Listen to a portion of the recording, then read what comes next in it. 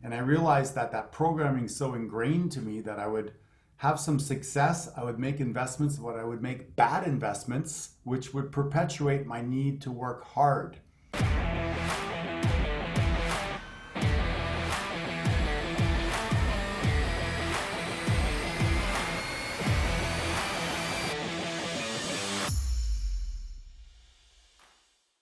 Let's get into to a little bit of conversation around team. I know it's something you're passionate about, building a great team, and so being an athlete, that's obviously something that you've experienced. Let's talk about what that means to you. Yeah, man. And it's funny because I was a part of a team my whole life. Growing up, we played pretty much every sport possible. Being one of five boys in a family, it was almost like you grew up in a team. We were our own team. We were the Gronkowski brothers, and we played on each other's teams. My dad coached, and I was always in that team atmosphere. And so after football, it was weird, man, because I branched off and I started a business with my wife, and it was all about just really myself and what I could do at that point. And I completely lost touch with the team. And what ended up happening was, we kept growing and growing and growing, and I kept trying to do more and more and more work myself. And it finally came to a point where, you know, I wasn't happy. I was working so hard. Our family get-togethers on Sundays, I was sleeping on the couch because I was just exhausted. I wasn't working out anymore. It was just wake up in the morning early and go to work. And really, for me, time was money. We had an engraving business, so every time I engraved a piece and I put it out the door, I was making money. So time was money for me, and I completely lost touch of what my happiness, what my true goals really were. And that all came back around kind of when I fell asleep on the couch and I realized everyone else was having such a good time, and I was making a ton of money, but really at the end of the day I wasn't happy. And so that's when the whole team movement really started for me. And we started to reach out for the first time. We had to trust other people coming into the business and helping us, and it just grew from there. And really at that point, it still wasn't that big of a deal until I started reaching out to mentors, other people that had success. And I kept asking them, hey, what was that one secret? What really took you to that next level? How did you go from where I am to selling, the one guy I talked to sold his business just last year for 130 million. So what got you to that point? And he said, man, let me tell you, it was all the team. It was all about bringing in the right people. You don't go cheap.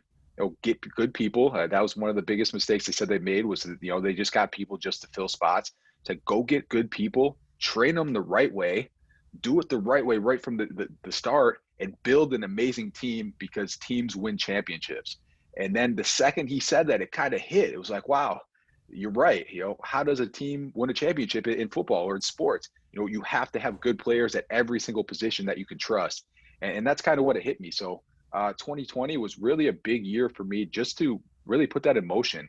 And the funny thing is like Corona hit and all that stuff hit, and it just became even more important for us at that point, because communication was tough. Some guys were at the warehouse, some weren't. A lot of people were at home, and we realized that, hey, we're not in sync with each other at all. And we started having weekly meetings, and that's when the team really started to come together. And ever since then, it's just a whole new feel. Everyone's happier. Everyone knows what they're doing. Everyone has the same goal and the same mission in mind. And it's so funny that it took me this long to really realize that.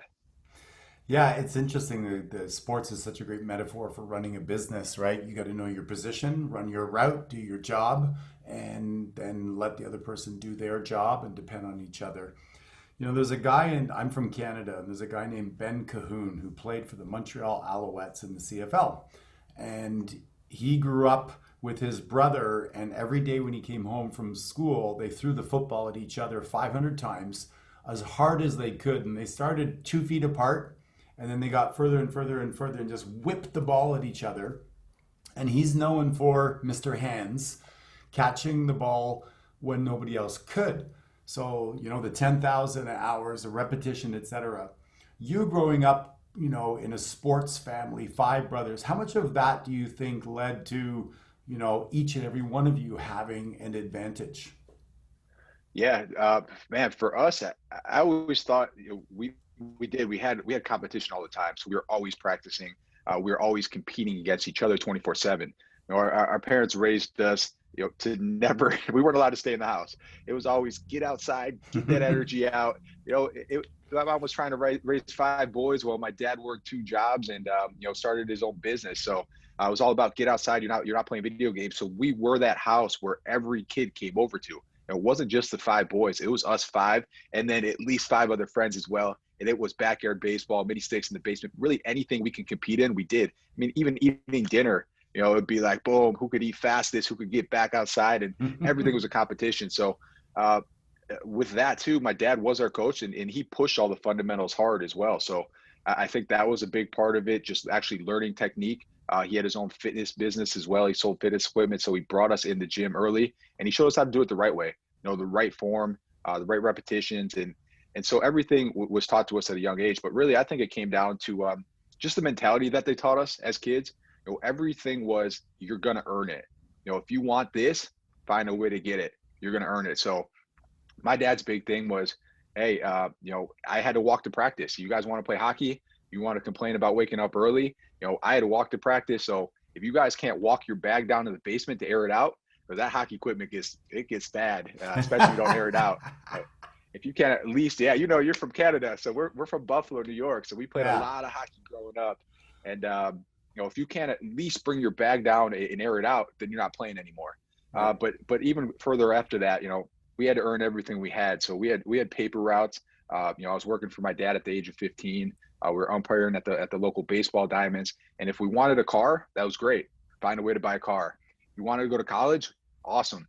I'm not paying. My dad's not paying for it though. He'll help us get there, but that responsibility is on us, and I think that was huge. Really learning the value of a dollar, and then learning what hard work was really all about at an early age. I think really helped us, all five of us, realize how to get to that next level because we had really good work ethic. Yeah, well, I love a good work ethic. I grew up on a farm, so I can totally relate. I wanted to be a professional athlete, but I never had a parent that said, "Hey, you could do it." I didn't have the support. I was that kid that dragged my hockey bag down to the arena as well, so I can relate.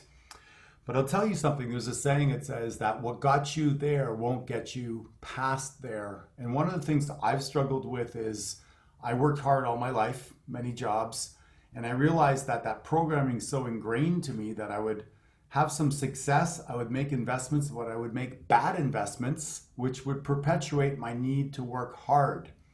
How do you see that ingrained work hard your whole life to evolving to being able to work smart? Have you had that conversation with yourself? Yeah, absolutely, and that ties a lot back to the whole teamwork thing too. What ended up happening, and I still tell people it's one of my biggest mistakes was really waiting to hire. I waited so long because I was all about hard work. So, it didn't bother me to work 80 hours a week. That was fine. I would rather work than be bored, and I'd rather have control. But really, at the end of the day, I could not grow any further than I already was because I was just limited. Everyone's limited to time. They're limited to energy. So I just couldn't get past that without bringing in a team. But I just, I was so consumed in the business and working so hard on it that I completely neglected trying to bring in a team. So I think it hurt me greatly. I think it's one of my biggest mistakes is waiting so long to bring in people to help me. And that's also something that I think it was a huge downfall as well. It's just asking for help. I was scared to ask for help. I wanted to figure out everything on my own, and I did a really good job of that. But there comes a point where it doesn't make sense anymore to figure out certain things. It makes a lot more sense to just hire someone at that point that knows what they're doing. They're going to do a better job. It's going to save you a ton of time, and you have more important things to do.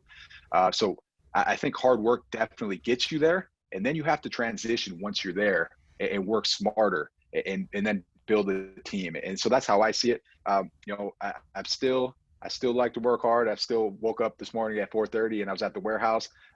But for me, what I like to do now is I like to set up that process. And that's kind of how this new warehouse is for me. I like to set up that new process. And now instead of just continuing to do it and do it and do it, now I go and I find the best person. I teach them the best I possibly can. And then I give them that responsibility, which was something that was very hard for me to do before. It was just hard for me to delegate and give my responsibilities away to other people. But now that I have got to that work smarter, not harder phase, that's what I do now. And that's how you build a team. And that's how you actually really scale up and bring it to that next level. That's awesome. Thank you. How much of the working, consistently and hard as a leader do you think is important as you inspire a team, whether it be in sports or whether it be running your company? If you're saying just pointing a finger and saying everybody work hard and you're sitting there doing nothing, how does that play into the vision for your enterprise? Yeah, I mean, I think it's very hard to lead, like you said, if you're not leading by example.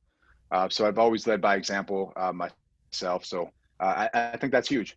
I really do. I think that guys have to see you working hard, and then they will get on board with you as well. So that's always been my philosophy as well, and that's what I've done since day one. So sometimes I feel bad even showing people, that I'm up that early. So and sometimes I use it as technique to motivate my team. So there's times I think it really helps, and times I think it actually I just feel bad doing it, I guess, because I know people need rest and they need certain times to themselves, and I know it's I push myself a little bit further and out of the comfort zone, and sometimes not everyone wants to get to that point. So No, I know. Sometimes there's a lot of people that struggle with greatness, and being around greatness sometimes can make them feel less than. And so we dim our light.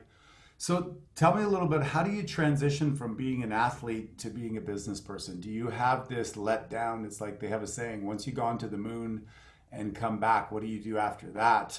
There's this sense of, okay, I've got to now create a new identity for myself.